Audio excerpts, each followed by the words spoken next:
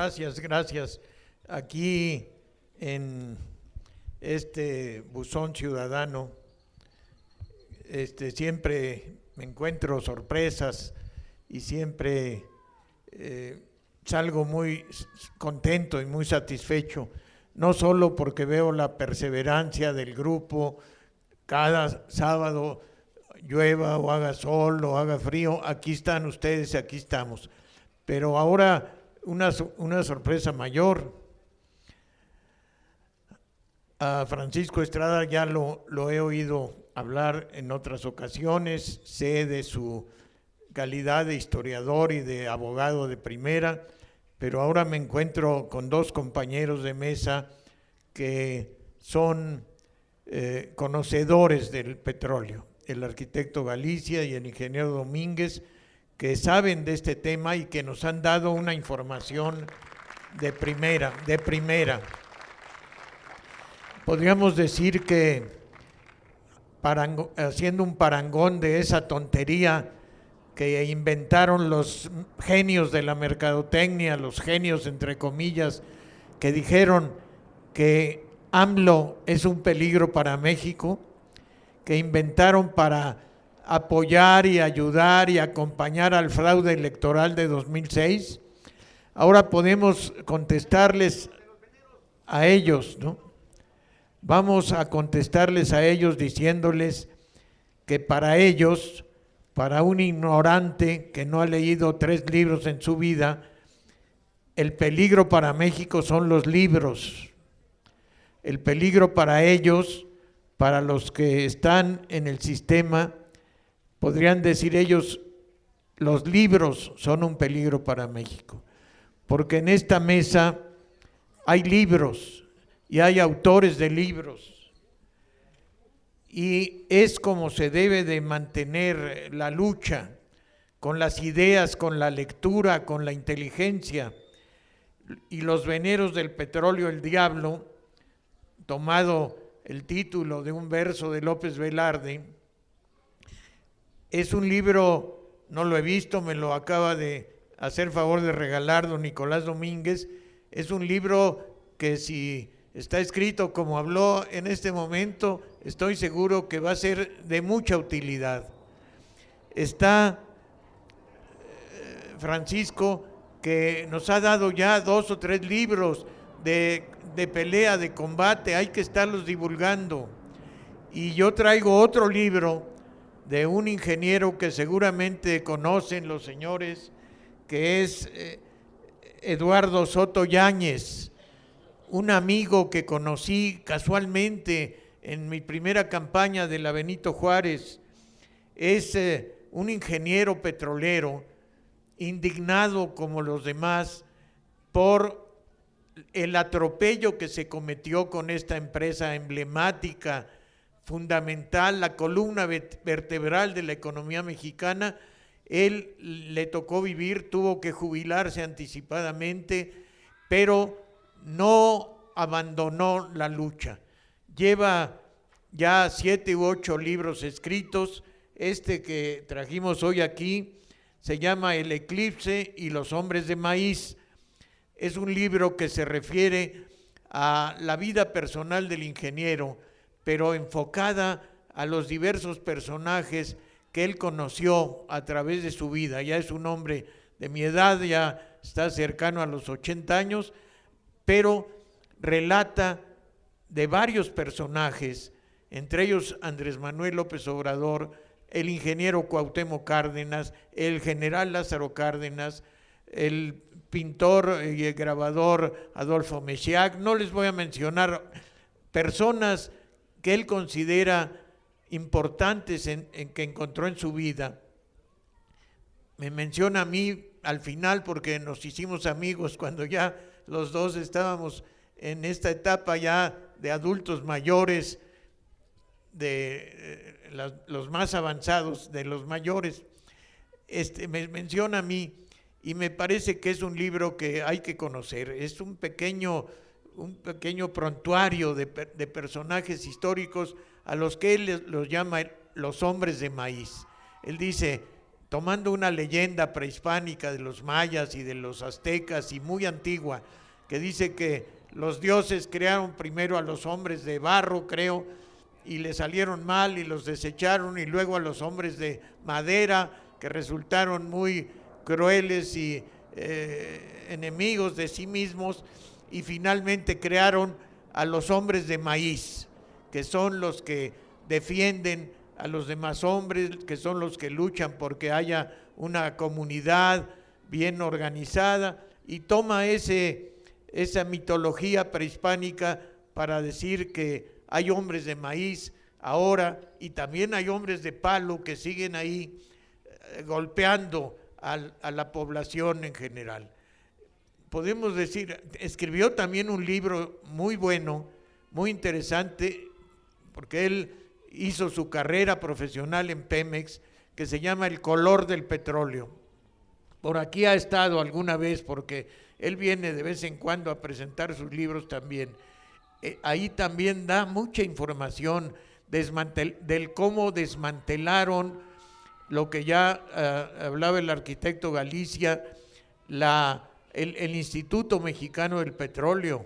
Fue una institución de primer nivel, fue un crimen, el primer crimen. Antes de desmantelar a Pemex, desmantelaron el instituto que le daba asesoría a los españoles que ahora nos vienen a querer robar a través de las compañías petroleras y eléctricas, que le daba asesoría a Brasil, a países de Sudamérica. El Instituto Mexicano del Petróleo estaba en el primer nivel, en el más alto nivel de ciencia científico y de ciencia aplicada, de tecnología, y lo quisieron desaparecer. Pero ¿por qué ha sucedido todo esto? La historia es muy larga. Tenemos unos vecinos voraces, un imperio norteamericano que empezaron arrebatándonos la mitad del territorio en el siglo XIX y que no han quitado el dedo del renglón de adueñarse de México. La Constitución de 1917 rescató un viejo principio jurídico que dice que la tierra y el agua pertenecen a la nación, que la superficie se puede conceder a los particulares, pero como ya se decía también con mucho acierto, el subsuelo es nuestro. Eso es lo que decía la Constitución lo que dice la Constitución de 17. Porfirio Díaz había seguido una constitución liberal y un sistema de leyes mineras y petroleras de carácter totalmente liberal que beneficiaba a las empresas que entonces venían a explotarnos, que eran básicamente las mineras inglesas, permitiendo que se adueñaran de todo, de los bosques, del subsuelo, de las tierras mejores, en extensiones gigantescas. Todavía hay una familia Krill, que hay, el último vástago está en el PAN, Santiago Krill, que lo conozco muy bien.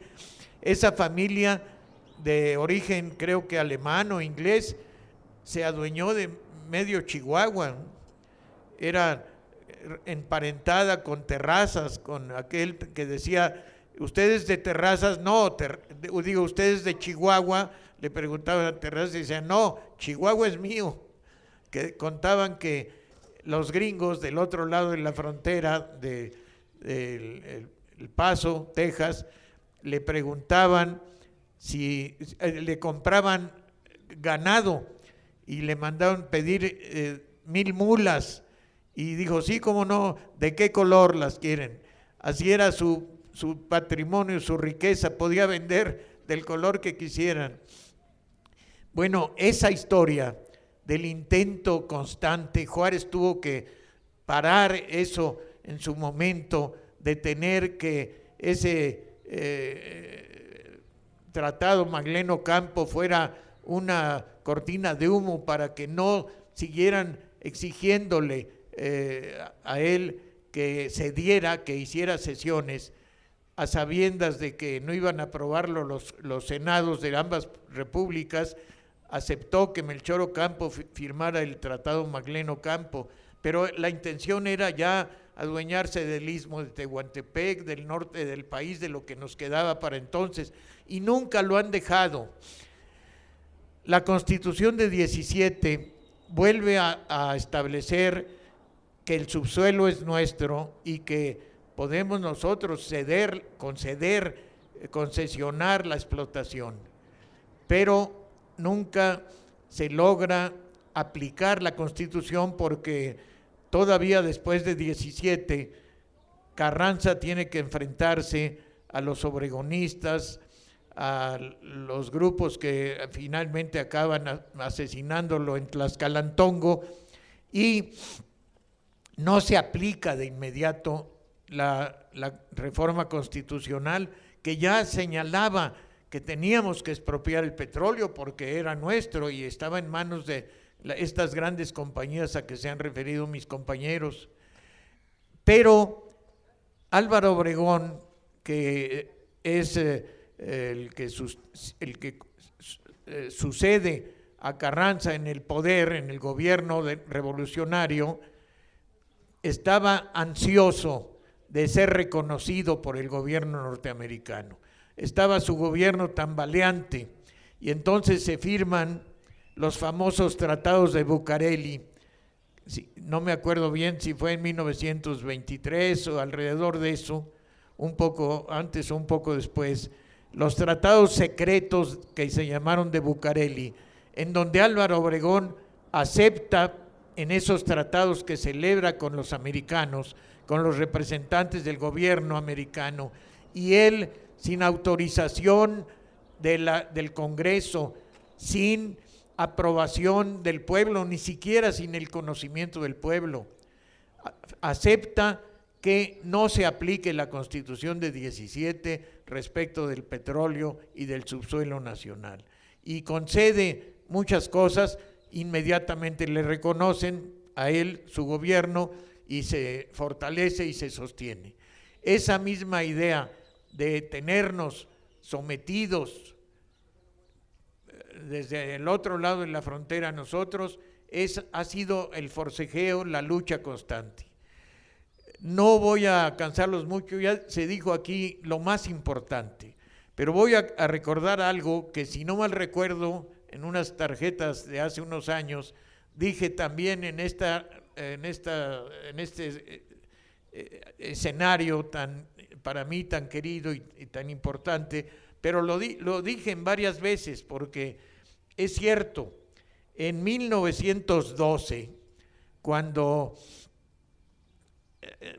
Peña Nieto acababa de asumir la presidencia, el 21 de diciembre de 1912, de 2012, disculpen, de 2012, en diciembre de 2012, cuando en 1912 estaba todavía Madero, ya estaba cerca, o ya estaba en la decena trágica. No, hay en 2012, John Kerry, que era un senador norteamericano, o lo es todavía, del Comité de Relaciones del Senado, hace una comunicación pública donde relata los resultados de las entrevistas del comité que él preside. ¿Con quién creen? Pues con el recién nombrado, electo por fraude, impuesto, Enrique Peña Nieto. Y John Kerry dice que en esa reunión que el comité del Senado americano que él preside tiene con Peña y con funcionarios cercanos que van a formar parte del gabinete o que ya la forman parte, él señala, consigna en su informe que Peña Nieto asume varios compromisos para reformar la Constitución, y dice textualmente: de acuerdo a los intereses y criterios del gobierno estadounidense. Peña Nieto inmediatamente está ya en esos días echando a andar su pacto por México, está ya preparada toda la batería de reformas absurdas constitucionales, todas contrarias a los intereses mexicanos, pero de acuerdo a los intereses y criterios de los estadounidenses. Así lo dice con cinismo, lo supimos. Sin embargo, las cosas fueron tan rápido, tuvimos que luchar contra eso, hicimos el bloqueo en el Senado, fue cuando se enfermó Andrés Manuel, después hicimos la denuncia penal por traición a la patria, por poner en riesgo nuestra soberanía, pero de ahí viene nuestro daño, de esos convenios secretos unos, abiertos otros, donde el gobierno de México se ha comprometido reiteradamente prácticamente a entregarse, a declinar su soberanía ante el gobierno americano. Dice en ese informe Kerry, dice que nuestro futuro, el de Estados Unidos, depende de las reformas que se hagan en México, porque claro, no quieren tener de vecino a un país fuerte, no quieren tener de vecino a un país rico, soberano, que pueda manejarse por sí mismo. Los Estados Unidos tienen interés directo en las reformas, declara él. Y luego ya saben que Hillary Clinton, que parece que va a ser presidenta de Estados Unidos, también viene cuando se hace la reforma energética y se le atribuyen a ella la formulación de las principales reglas que nos imponen arbitrariamente. ¿Cómo? Ya lo saben ustedes. El sistema sabe comprar, pagar con dinero las voluntades de otros. Aprovecha la corrupción, aprovecha la pobreza que él mismo fomenta, aprovecha la falta de educación de grandes sectores de la población fomentada también por el sistema para fácilmente doblegar voluntades. El gobierno compra votos a cambio de tarjetas Monex, a cambio de láminas, a cambio de cualquier cosa, de despensas, pero no solo compra votos de ciudadanos, también puede, y así lo ha hecho, comprar votos de diputados y de senadores. Cuando tiene interés en sacar adelante una ley, compra votos o compra ausencias, como en el caso de Paoli Bolio, que cuando se aprobó el FOBAPROA, casualmente le dieron ganas de ir al baño y se salió, y su voto era importantísimo porque podía romper el equilibrio que se llevaba y elude con una abstención, pero pues son compras. Decía un diputado que ahora es cónsul en Barcelona, que se llama Fidel Herrera, diputado priista. Bueno, les voy a decir la frase famosa que él decía. Él decía, en política lo que se vende es más barato. Claro, porque una oposición fuerte y autónoma les cuesta mucho a ellos, que son pillos. Por eso prefieren comprar voluntades. Y no solo compran votos de ciudadanos, votos de diputados, votos de senadores, ya vimos que compran ahora partidos completos. Estamos enfrentándonos a eso, pero no hay que rendirnos, no hay que rendirnos. Por todos lados, a los maestros, la pobreza, la violencia, la manga ancha con el crimen organizado, pareciera que tienen todo de su lado. Les falta el pueblo, les falta el pueblo. Rubén Darío, en un poema que se llama La Oda a Roosevelt, decía a Roosevelt, aquel también uno de los grandes promotores, presidente de los Estados Unidos, el primer Roosevelt, Teodoro Roosevelt, que invade Nicaragua, que es el enemigo de América Latina. Rubén Darío, por eso no lo dejaban entrar a Estados Unidos, le dice, tú tienes todo, donde pones el ojo, pones la bala, eres el gran cazador poderoso. Le dice, pero cuidado, hay 1000 cachorros sueltos de león español. Él estaba hablando de estas naciones hispanas nuestras. Esa es la lucha. En este momento pareciera que todo nos es desfavorable, que tienen todo, pero no es cierto. No tienen al pueblo, no tienen vergüenza, como alguien dijo, no tienen razón tampoco, y nosotros tenemos la fuerza de la gente, tenemos también los libros, por eso empecé hablando de los libros, y tenemos mucha gente que está despertando y se está dando cuenta de que son una banda de bandidos.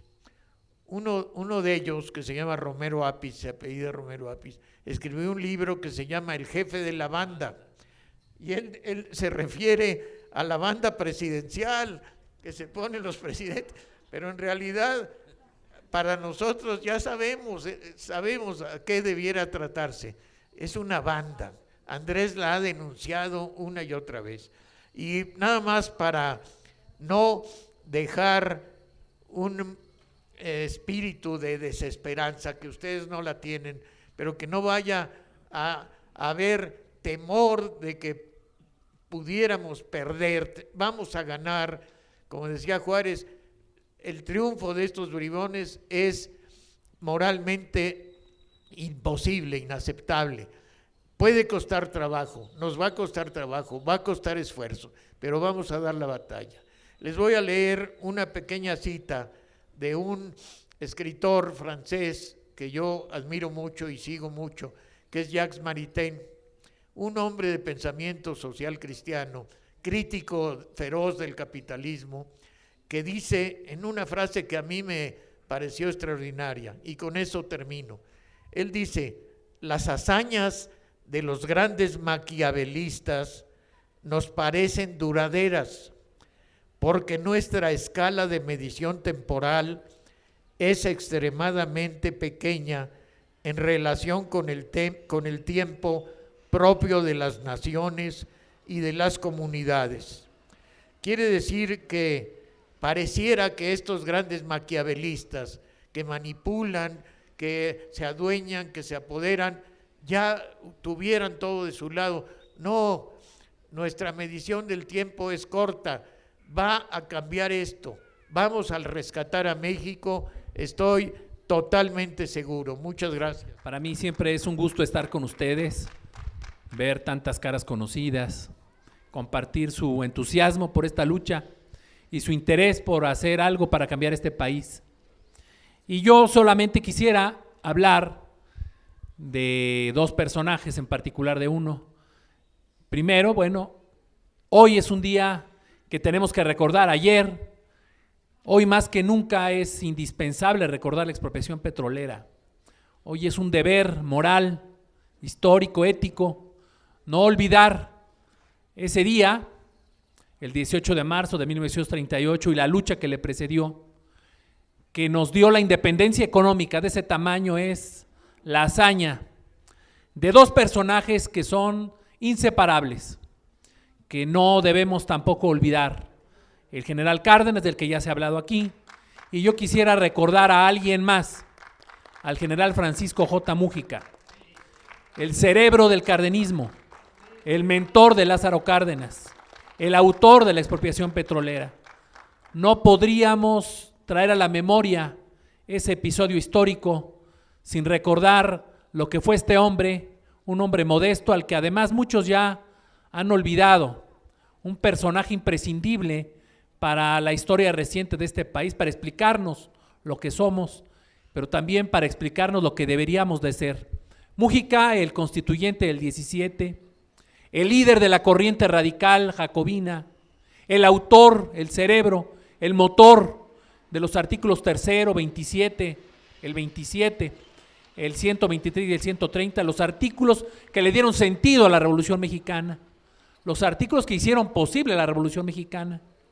Sin esa corriente que surge, ustedes han de recordar, porque lo hemos platicado aquí otras veces, una corriente que surge en la discusión del plan de Guadalupe, en la hacienda de Guadalupe, precisamente, cuando Venustiano Carranza redactaba con su secretario Alfredo Breceda el plan para levantarse en armas y para justificar el levantamiento contra Victoriano Huerta, y se los presenta a un grupo de jóvenes oficiales formados en la línea del pueblo, en los campos de batalla de la Revolución Mexicana, no generales, no oficiales, formados en las academias, sino luchadores sociales que tomaron las armas para defender la Revolución Mexicana, que en sus cabezas no se reducía al cambio de hombres en el poder, no se reducía tampoco a asegurar la democracia, sino que iba más allá.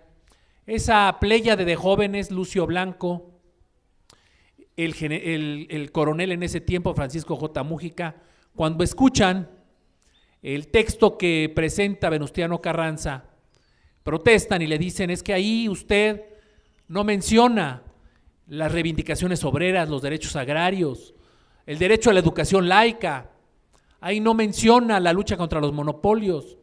Le exponen ellos la lucha social, que en realidad es el motor que los impulsó a tomar las armas.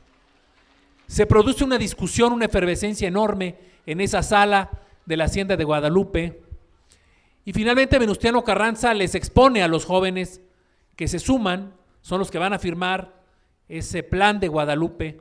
No hay ahí, por cierto, un solo general, desde luego ningún miembro del ejército formal, el ejército federal de entonces. Insisto, son jóvenes formados en la revolución que llamó Madero. Y les dice Carranza: si ustedes me piden que haga este cambio, vamos a necesitar 10, 20 años para triunfar en la revolución y necesitamos ganar ya. Y entonces levanta Múgica y le dice: primer jefe, aquí hay suficiente juventud para dilapidar y para que se muera en los campos de batalla, no 10 ni 20, 30, 40, 50 años, si es preciso, pero para hacer esa revolución que es la que necesita México. Finalmente se impone el criterio de Carranza, pero bajo una condición: ese grupo no cede hasta que Carranza no les ofrece, uno, hacer enmiendas sobre la marcha del movimiento constitucionalista, que ciertamente las hace, las enmiendas al plan de Guadalupe, que incorporan mucho de esto que ellos ya tenían en mente, y dos, lo más importante, la convocatoria a un Congreso Constituyente, que le abra paso, decía, y así además lo recoge el propio Carranza en su primer discurso en Hermosillo, al primer triunfo de la Revolución Constitucionalista, abrirle paso a la lucha de clases. Eso es lo que provoca esta corriente que surge en la Hacienda de Guadalupe, que logra que las banderas sociales se conviertan en las banderas reivindicadoras del carrancismo y que logra que se convoque un Congreso Constituyente. Y en ese Congreso Constituyente, repito, la voz cantante fue la de Múgica, que siempre tuvo en mente la expropiación petrolera, que fue de los que mayormente impulsó ese artículo reivindicativo de nuestros derechos sobre el subsuelo, y que en cuanto tuvo oportunidad lo hizo posible. Cárdenas y Múgica se conocen en Michoacán, cuando Múgica estaba prácticamente proscrito de la política, perseguido por Álvaro Obregón, pesaba sobre él incluso una sentencia de muerte dictada por Obregón.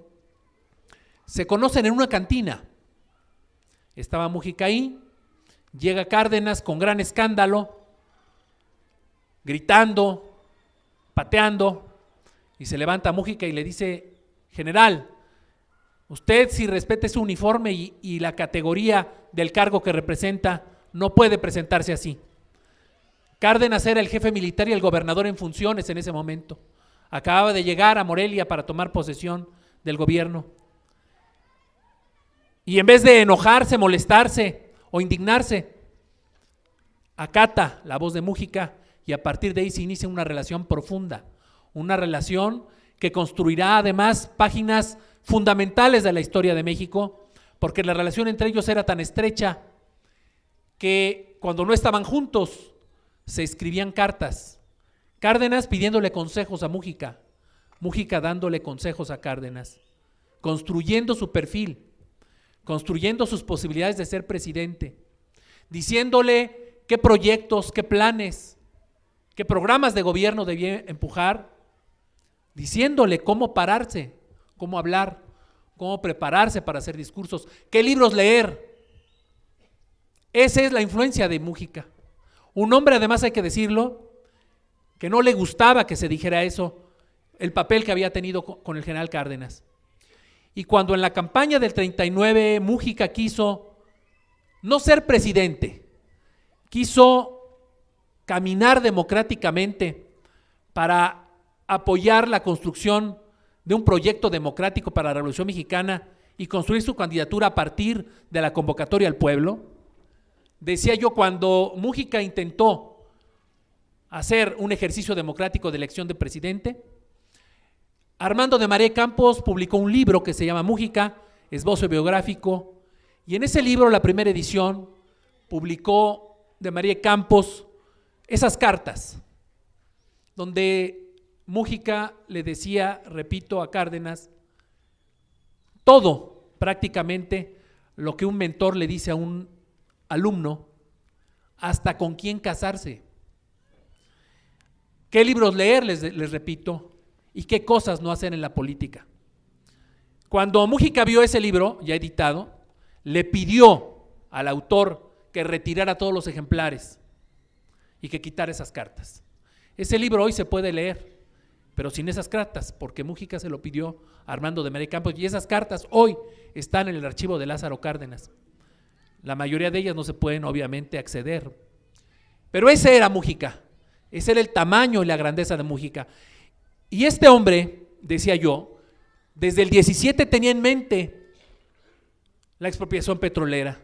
Les tocó juntos en Tampico, Cárdenas como comandante de las fuerzas militares, en el 26, el enfrentamiento que se dio entre el embajador Sheffield y el gobierno de Plutarco Elías Calles. Una crisis política que estuvo a punto de provocar una conflagración, al grado de que buques tanque, buques de la Armada norteamericana, se empezaron a acercar amenazadoramente a los puertos, sobre todo a los puertos petroleros, y Cárdenas recibió la orden de Plutarco Elías Calles de que en cuanto viera esos buques acercarse a la frontera de Tampico, incendiara todos los pozos petroleros. En esa ocasión Múgica intentó que Plutarco Elías Calles hiciera la expropiación petrolera, pero pudo más la ambición de Calles, que negoció con el siguiente embajador, que negoció con el gobierno norteamericano, y preocupado, espantado por la guerra cristera que ya empezaba a tener efervescencia en el país, capituló, dio marcha atrás y mantuvo lo que mencionaba el maestro Batis, mantuvo la vigencia de los tratados de Bucareli, la mayor vergüenza de los gobiernos revolucionarios.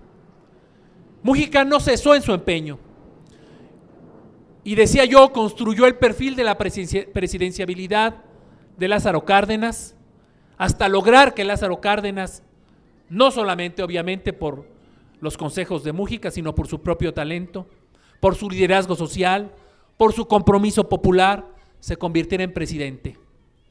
El día más feliz de Múgica fue ese, el día que tomaron posesión y él se convirtió en el secretario de Economía. Y se convirtió en secretario de Economía sin tener conocimientos de economía, hay que decirlo, por una razón, porque Cárdenas y Múgica tenían planeado la expropiación petrolera. Y el primer paso de Múgica fue redactar lo que el maestro Domínguez ha mencionado, que fue el decreto, la ley de expropiación, la posibilidad de expropiar. Eso fue obra de Múgica. Él llamó al oficial mayor de la Secretaría de Economía y le dio la tarea de prepararlo, porque tenía en mente, insisto, la expropiación. El siguiente paso fue alentar el sindicato petrolero y los mandó llamar a Palacio cuando estalló el conflicto con las petroleras, con los empresarios, y les dijo: tenemos una oportunidad histórica. Si ustedes se mantienen en huelga y si ustedes presionan y si nosotros insistimos, vamos a lograr que el presidente Cárdenas, que tiene compromiso con el pueblo, expropie el petróleo. Así fue como se gestó esta huelga, esta lucha social, y así fue como Múgica no solamente escribió el discurso de Lázaro Cárdenas que leyó frente al pueblo el día que decretó la expropiación. Mújica en realidad construyó el escenario para hacer posible la expropiación y para que fuera posible que recuperáramos ese derecho. El general Cárdenas, años después, en marzo del 54, 14 de marzo del 54, hace unas semanas, unos días, cuando fallece Mújica, dice a los pies del féretro un discurso en el que reconoce la grandeza de Mújica y su influencia en la expropiación. Los periódicos de ese día, del día siguiente, recogieron ese discurso. La historia recogió otro discurso diferente, un discurso en el que Cárdenas escatima ese mérito al general Mújica. Pero la verdad histórica es que la expropiación petrolera, y así lo decía Cárdenas en ese discurso frente al cadáver de Mújica, se le debe al patriotismo de Francisco J. Mújica. Y por eso recordarlo hoy es obligado. Y por eso recordarlo hoy no es en demérito del general Cárdenas. Porque hay que decir, por otro lado, que sin el talento, sin el compromiso de Lázaro Cárdenas, porque hacer una ley es fácil. Quienes han estado en la Cámara de Diputados o en la Asamblea, pues saben que en un escritorio se puede hacer la más perfecta ley, la ley más sabia, la ley más justa, pero lo difícil es que esa ley se aplique. Y Lázaro Cárdenas tuvo el talento de hacer una labor diplomática con los Estados Unidos, con los que siempre han sido los que nos han querido arrebatar el petróleo, con los gobiernos ingleses, inglés, italiano, alemán, con los gobiernos que tenían intereses en México, hizo posible la viabilidad de esa idea de los constituyentes del 17, e hizo posible, hizo realidad la viabilidad del sueño de Mújica. Eso, y por eso comparto yo la idea de que Cárdenas fue el mejor presidente, eso no lo hace cualquiera. Ese compromiso requiere de talento, requiere de patriotismo, pero sobre todo de una gran visión. Ese es el mérito de Lázaro Cárdenas. Y por eso insisto, recordarlos a ellos, a ambos, es obligado. Pero ya estuvo bien de recordar a los héroes. Ya hay que dejarlos descansar.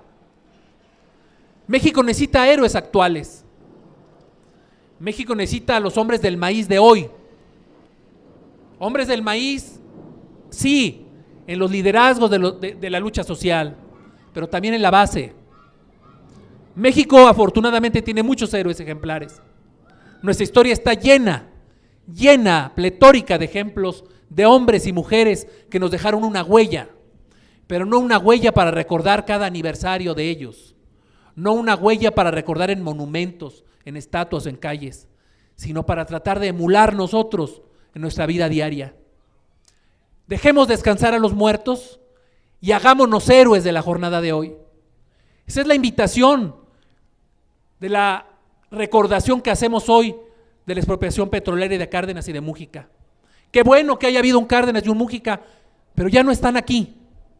Y hoy necesitamos muchos Cárdenas, muchos Mújicas, que sean capaces de comprometerse para que la lucha social no se quede en las calles, sino que llegue a las leyes, se cristalice y que construyamos las instituciones, las iniciativas y los cambios que necesita este país y el pueblo de México para hacer lo que soñaron ellos y lo que esperan las generaciones que vienen. Muchas gracias.